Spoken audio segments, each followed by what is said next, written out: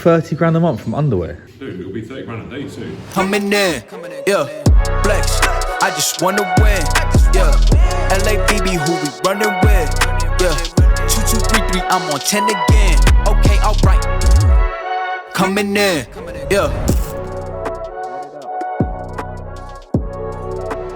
So, quickly, I made this channel initially, and we lost our way a little bit along the journey to document me in the trenches doing the and actually building businesses and showing other people that I'm actually doing what I'm teaching or mentoring in. And I'm basically putting a line in the sand and saying, as of today again, we are going to be documenting the journey, and I'll have no doubt a ton of fires to fight along the way. It's good to document and show that you know your stuff. With anything, there's so many gurus and fake advisors out there, consultants, business educators, whatever you want to call them, that don't actually do what they're selling that they do. So I want to, with anything that I do in my life, which is the reason for this channel and showing everything, yes, they've seen that I've built multi-million-pound companies, they've seen that my other mentors have built multi-million-pound companies, but I want to show people as building them as well as actually making the business because I like it. So it's all got a reason, but more than anything, it's transparency. I think that's one of the biggest things that missing online nowadays is just to be fully transparent with what you're doing, because then people can invest in you or not, and that's entirely up to them. So if people think, like I said, I'm not going to hide the fact that I'm a bit of a wally and I walk on my walking cross trainer in the morning, my treadmill. That's me. And if people like it, they can invest in me and they trust me and believe in me, then great. And if not, then they don't. That's fine. And I think that's what we're going to be doing with this whole YouTube channel and everything that I'll be putting out from now on is just transparency, authenticity, and being me. And if you like it, please subscribe. If you don't, toodaloo. Yeah, I won't swear. I swear enough as it is. That was a nappy that just fell down the stairs. My kid. Elliot's son Hugo just destroying the gaff. Yeah. Oh no, more are coming down. Any more nappies? Hugo. Oh. Stop throwing nappies down.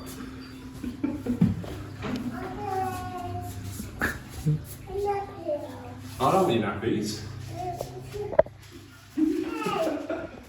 Thank you, Daddy. Oh, decorating the Christmas tree.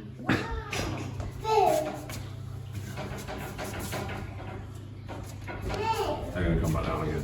100%. What about oh. He's definitely my son. Without a doubt. Right, quick question, Elja. You got a G-Wagon there? Yeah. Yeah. We're just going to continue walking around to the garage. I'm trying to get inside your mind and understand what necessity or what excuse you can make up for wanting another car. So there we've got a Lamborghini, a Bentley, and now there's an S-Class when you drive. You care to explain to everyone why the hell you've got an S-Class as well? Because you can't do this in a Bentley. Well, not my Bentley anyway. So the only reason you bought a Mercedes is to be chauffeured around? Yes. Chauffeur car. No, genuinely, like I'm traveling around a lot more now. You're organising meetups, events. I'm going to a podcast tomorrow at 2 p.m. When I'm in the car, I need to work. So I can't drive and be on my phone, obviously. So I can be in the back of this. You gonna be a little driver? So what we're gonna do first, we're gonna have a driver and a security person at the same time, or we're gonna get a separate team? Start with same time, then we'll get a separate team. Security, driver. It's a nice car. Nice, isn't it? It's absolutely epic. So this all folds down, and then you've got all the starlight, all security. What is starlighting? No, the headliner can all go back and be controlled from here. All this can go up and down. How do the other half live? Not there yet.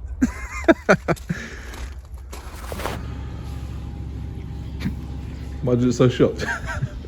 Oh, it's nice to see a video. I feel good when we've got content going out. I like it. Recorded. We've got loads of content being recorded. You've got Phil looking proper serious on the laptop today, mate. You'll talk to us what we've got going on today, Oz. We are documenting us really doing what we're teaching. So a big part of obviously gurus, mentors and stuff, and the issues that most of them I think have is that they sell a good game but not actually doing what they're preaching. A lot of them are scam artists that are selling crap. So we've built a e-commerce business from the ground up, and we're documenting the whole thing and showing people how we do it, and showing them the numbers and showing them us doing the process so that they can see that we know what we're talking about. Now we're keeping quiet about the actual nuances of the product so that it's not ripped and whatever else, so we're going to keep some things hidden, but we're going to show you roughly what we're doing and how we're doing it, because obviously the issue with dropshipping is it's very copyable, and once you found a product you need to look after it and scale it up. But with Limitless, everything we do, we are real, we're authentic, and we do what we say, or we do what we mentor in. There's some very good mentors online that are really good at what they do, but most aren't. So ask them to prove to you, them like show me proof of you doing it. We're doing that without being asked. So we've got like a business meeting today, Laos. So today we've got the minimum value product or the minimum value service up, which basically means we've got the website up to a level where we've proved concept, we've proved that it's working. And what we're doing now is talking about how we're going to now scale it. It's about $1,000 a day. Pretty good. How long have you been running for? 3.5 weeks. 3.5 weeks, right? It's doing $1,000 a day. That's about 30 grand a month. We now want to take that up to 20 grand a day. And we now Just selling underwear? Yeah. Fuck off. Yeah. Now, so we're going to do that. We're going to do that and show. So to do that, we now need to modify this because we now need to make it better, and we're going to show the process. And we're going to have a meeting today with James, who's swanned off to Marbella. Again. Left field to sort things out. Left his brother here. We're going to talk to him about what we need to do, process we need to put in place. So we're just going to document it. We'll be doing this anyway. This is how we'd be doing it behind the scenes. There's an order that just come through, so we're already getting sales. This is, what was it, $30 per underwear? Yeah, if it loads. Ricky from I have to blow out those names. yeah, No, we'll just keep them on there. but yeah, So that's what we're doing. So just put it on my mouth is and showing it. There's a lot of people. 30 grand a month from underwear? yeah. Dude, it'll be 30 grand a day soon. Well, I don't know what I've been doing for all these years, man. That doesn't make sense. Too busy taking it off, mate. Huh? Not selling it. And how long did you say it's been going again? 3.5 weeks. Yeah, 3.5. And you did $1,000 a day? It's because we know what we're fucking doing. I'm not like, I wouldn't be in the education game showing people how to do this shit if we didn't know how to do it. I could just, there's no point. But you know, like all these traders and everyone that goes out and they make more money selling the advice. So let me get so $1,000 a day in 3 weeks. 3.5 weeks. And what's the profit on that? 25% margin right now. $250. $250 a day profit. Yeah, people could retire on that. And you lot are just literally just sat back, obviously We're putting in the groundwork and just but when that gets to 20 grand a day, margins will increase as well because cost of goods Comes goes down. Or we can start manipulating and optimizing profitability, and we can bring our costs down. The only thing that will go up slightly is our cost per sale on ads as we scale. We'll talk about that today. So the margins will go down slightly on the ad spend, but we'll offset that with the cost of. And we'll potentially talk about bringing in-house, so we're looking at actually manufacturing this up ourselves and bringing it in-house, so we're not relying on any third parties and increasing shipping or decreasing shipping time. So there's some good places, like everyone goes to China, but China actually outsource a lot of their stuff now. Really? Yeah, so basically what happened is, when I started going out to China, so when I was in there in about 2016, they implemented a minimum wage. Oh. When they put the minimum wage on, it's all good, Valera. It's my nanny, she's just getting involved. It's not When they implemented the minimum wage, what happened was, because they had China became the global exporter of the world. Everyone was going to China. If it had made in China on it, people were happy because they knew it was like a cheap product, decently made, so that became recognized. They then got a lot of political pressure from all of the other countries in the world to basically say, well, since you're now exporting to the rest of the world, you've got to have decent ethics and decent labour conditions for your workers. So China turned around and reluctantly said, well, you know what, we'll put a minimum wage in that goes up every year. So then what happens is obviously the cost of goods go through the roof, and everyone starts to complain. So everyone likes the idea of ethics until the price of their product goes up. So what China did, because they're sneaky, is they went, okay, yeah, we've got a minimum wage, and then started moving.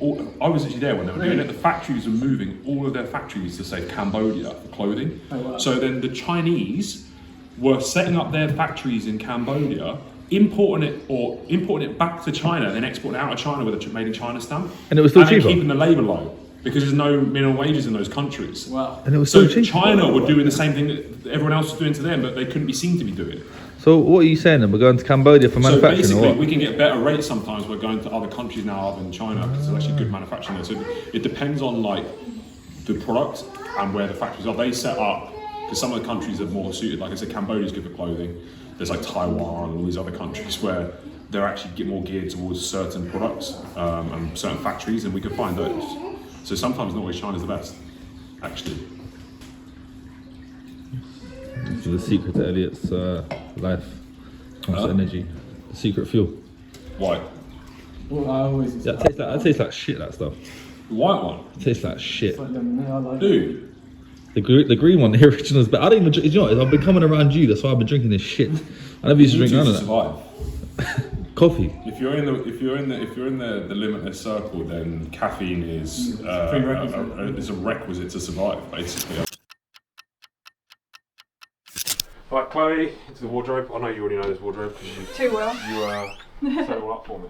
Well, if it is still set up, actually you've done pretty good job of Well, to be keeping it in fair, some order. I do have a nanny that does quite a bit. So, So she's been doing this for us. Lovely. so from the perspective of people watching, obviously I've got you involved to help me with my style that was kind of non-existent. I did have a style, but I was 112 kilos when we started, Yes.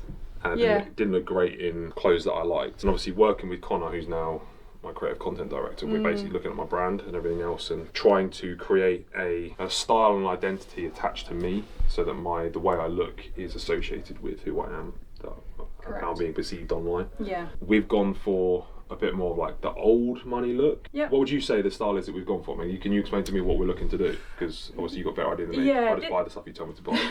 So This it's not really a new term, but this old money look is being referenced quite a lot at the moment. It's becoming a bit of a fad, should we say, and it will pass. But some of the styling of old money has always been around. It's always been there, and it always will be there. But it references more a lot of your quality fabrics, your tailoring, looking at different cuts, coming away from maybe such tight clothing. why'd you say that? Yeah, we're on a learning curve here, aren't we, Elliot? And that's it. We've had to take you out of your comfort zone of what Like these are like when you wear these are like skin tight. So now I don't wear all this like crazy fabrics and.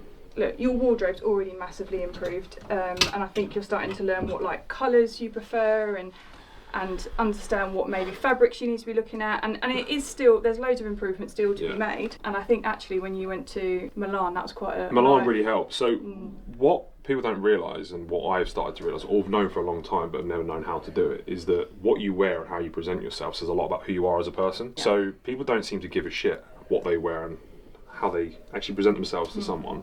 But if you're on social media, you're walking into a business meeting, or you're just trying to be fit into society, humans will judge you based on how you look and what you're wearing. And like you said, the way you tailor things and what you do with your clothing actually says, or can say, a lot about who you are as a person. Yes. Same way as the car you drive, the style of hair you have.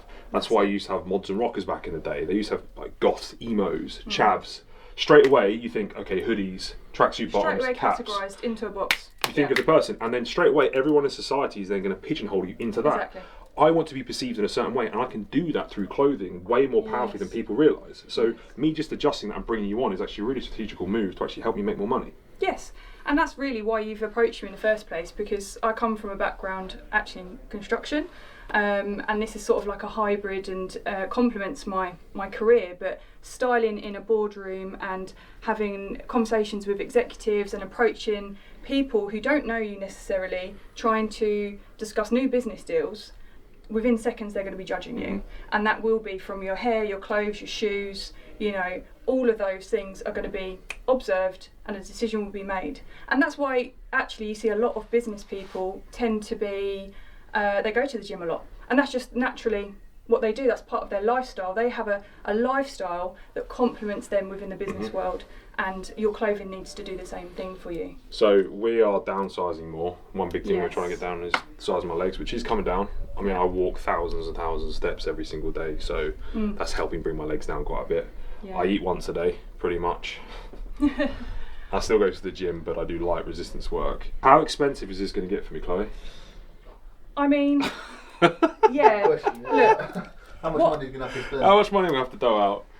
I wouldn't say necessarily spending loads of money on Because high-end my wife designer. is already bleeding me dry with all the I know, bags. and you're going to have to carry on with that lifestyle, I'm afraid. So let's not take all the budget up and leave nothing for Hannah. So look, I'd never say to anyone that they should be spending all of their money on high-end designer, expensive clothes for the branding, particularly where you are aiming for a more timeless, gentleman, classic style. Really, that's where you're heading towards. You're not going to need big loud logos and brands. No. You're going to want high quality fabrics that are timeless and are going to be So now I just spend a load of money on brands I can't even see. Well, yeah, and other people don't really know about. So, but no, you can complement it. You know, I think some suits and shirts, even from brands like Massimo Dutti, Reese. You can find some more high-end, like high street brands, really complement your wardrobe. I think we need to gauge the colour scheme that's right for you, and not just actually the more formal clothing. A big part of your life is you're at home, you've got a lot of people visiting your home, you're going to the places like the gym and things like that. We need to look at your loungewear, your leisure wear. Because that's something I said to you recently. It was like, it's all well and good me getting this formal stuff, which I'm getting the hang of. Yeah. I'm starting to really get the hang of like this kind of clothing. But one thing that I have found is in how do you tie that over into like your gym wear? How do you Yeah. tie that into loungewear? Well, we'll find out. So I think what we'll do in some future videos is, for one, I think we're going to go like for a Harrods trip, Yep. and we'll blow a load of money and we'll buy some nice clothes and we'll do that. But also sit down with you going forward and actually start styling someone who's slightly bigger, because I'm still about 100 kilos now. For men, you still want to potentially, if that's your look manly. I don't want to look like I blow over in a strong breeze. I still want to look like a man and I want to feel like a man. So I'm trying to find a balance that I can get all of that in. But you also don't want really strong shoulder pads in your blazers when Yeah. you've already got large arms. So we go for like less thick, less broad clothing to try and everything to narrow you down. You've got some really heavy like tweed blazers. Don't wear those anymore. Exactly. So those are all going. They're all going. So what we'll do is we'll start putting a bit of a lookbook together for me and everything that I do. Yep. I think anyone that's interested in that, also comment below in the video. And then Chloe's going to be blowing up her company, her styling company as well. So we'll work together and she'll help give you out with some that and insight. give some insight into that too. So that'd be really good. Would you suggest like businessmen should be getting a stylist? Because you know a lot of people don't actually know how to dress. That is the reason why I created my business. So I'm not a traditional stylist in terms of I've never set myself out to aim for celebrities or dress for the Met Ball or the red carpet. This is about tying in who you are as a person that complements you and your lifestyle and your business. And that's why I spend an awful lot of time getting to know the client and building up that relationship. I'm not here for a one-off event outfit. This is a big lifestyle change. And one of the things that I know Elliot's always talked about is the amount of decisions he has to make every day. And that's what I'm here for, is to take away all that decision thought process around what he needs to wear for what occasion. It should be ready, on hand, good to go every day of his I lifestyle. think any self-respecting man that runs a business or has people that they have to show respect to should dress well. Because it's not only a way of looking good yourself, but it's also showing the person you're speaking to that you respect them, so you don't turn up looking like a complete skag. It's super important. I think if someone turns up to a meeting to me and they haven't bothered to even sort their hair out or dress well, it's disrespectful to me. Yeah. So I think it's a very important thing to show that you actually care for someone else's time and how they perceive you by actually showing that you give a shit about the way you look, which I think across the board, anyone that's got any form of social interaction doesn't necessarily need a stylist, but should at least learn a little bit of how they should style themselves. And once again, it's a completely subjective thing to do. There's no right or wrong way of doing it, but at least if they should care, they should have something there to tie themselves to. And if they've got a brand, try and figure out how their style can improve or promote their brand. Yeah. And that's a really important thing. You can, like a picture says 1,000 words, and it does. You can share a lot about who you are, what you do, what you identify as just by what you wear, without actually having to tell anyone, which is super important. So that concludes the first Fuel Your Craft of the new era. As I said, expect in the trenches stuff that we're doing every single day. I'm going to be as raw and authentic as humanly possible. We've got my businesses that I'm building, the business I'm building with other people, mentees that I've got, the team, the highs, the lows, literally my life, my family, what I'm doing with my style, my fashion, my personal brand, the whole vision. And I'm gonna document this thing because I think it's important that when we get to the end goal of having built this wonderful empire that's coming through completely changing the educational system, then I'm going to be getting into healthcare in 10 years time. Having this and documenting this is going to be something quite special for me, and also for everyone else that's feeling like a lonely entrepreneur, or just feeling like they don't have anyone that can understand them or doesn't appreciate where they're at or what they're doing. Because we're all the same. All of us that think this way feel very lonely at times, and hopefully this channel, this new change of authenticity and full transparency, should be good for everyone. It'll be good for me. It's a bit like a video diary of my life. It's quite therapeutic, actually. So please like, subscribe. You can find me on Instagram, just put in Elliot Wise. YouTube, obviously, if you're watching this on YouTube, and any other social media channel, you can find me on there. I'm always open for questions. Please comment on everything I put out. Get involved with the community. We've got loads of free resources and helpful stuff in Limitless as well. If you're not ready to actually invest in a mentor, just come and consume, be part of the empire building, and just love life and play the game. You can build anything that you want and be anyone you want to be if you understand the rules and you believe in yourself enough and you're around the right kinds of people. So on that note, I'll see you on the next one.